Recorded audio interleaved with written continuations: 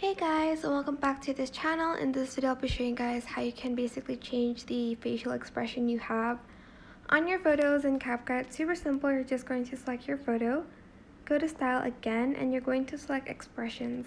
If you want a sad one, select this one. It's going to generate a sad face.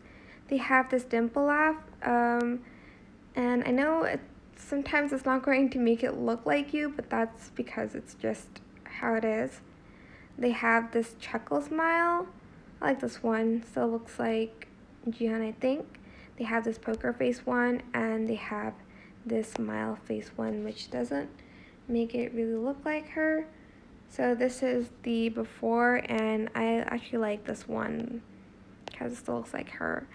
So that is it. For instance, maybe the picture that you have, you look sad, and this is just a great way to change that. I hope this tutorial was helpful for you guys. Don't forget to like, comment, share, also subscribe to this channel if you haven't done that already. If you have any more questions, just leave it in the comment section down below and I'll try my best to answer them all for you guys.